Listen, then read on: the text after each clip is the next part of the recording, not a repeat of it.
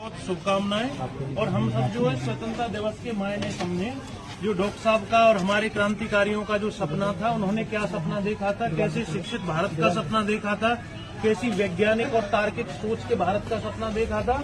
उन सब सपनों को अचीव करने के लिए, उन सब सपनों को प्राप्त करने के लिए हम मेहनत करें और उसका केवल और केवल एक रास्ता है, वो है शिक्षा।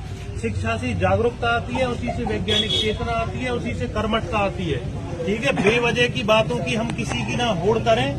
केवल हमको एक कंपटीशन है हमारे लिए, वो है शिक्षा शिक्षा शिक्षा। ठीक है, जितने हम शिक्षित होंगे उतना हर बारे में हम जान जाएंगे।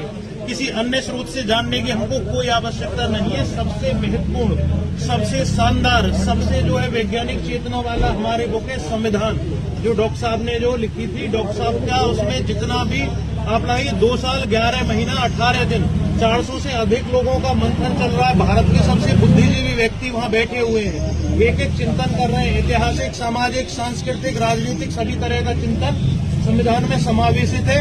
तो ज्यादा से ज्यादा उसको पढ़ें। जब तक आप लोग पढ़ोगे नहीं तब तक जानोगे नहीं, और जब तक जानोगे नहीं तब तक जो है शक्ति का एहसास नहीं होगा। क्यों? क्योंकि आपको कोई बताएगा तो कोई अपने राजनीतिक हितों से बता सकता है, कोई अपने सामाजिक हितों के कारण बता सकता है। जब चीजों को पढ़ोगे, जानोगे तो आपको ताकत महसूस होगी। मेरा ये कहना है कि आज जितने भी लोग हैं जो अभी पढ़ रहे हैं और इन बच्चों के लिए संकल्प लें, चाहे कैसी भी स्थिति हो, कैसी भी परिस्थिति हो, आर्थिक स्थिति हमारी कैसी भी हो, एकमात्र संकल्प हमारा ये रहेगा कि बच्चों को अच्छी शिक्षा, उच्चतम कोटि की शिक्षा देंगे। डॉक्टर साहब के पास में 3 सब्जेक्ट में पीएचडी थी, आपको पता है?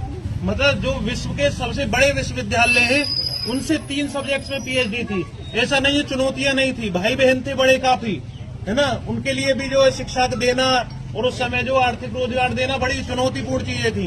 उन चुनौतियों के बीच से रास्ता बनाया। आज तो सरकार द्वारा भी, तमाम जो संगठन है उनके द्वारा भी इतनी मदद की जाती है कि पढ़ने वाला बच्चा हो तो हम ज्यादा से ज्यादा कोशिश ये करें कहीं भी एक सामूहिक लाइब्रेरी बनाए जहां डॉक्टर साहब की लिखी हुई किताब हो, महापुरुषों द्वारा लिखी हुई किताबें हो, संविधान हम पढ़े।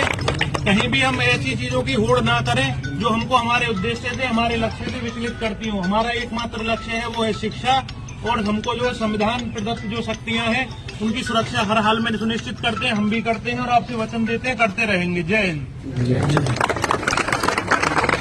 साहब ने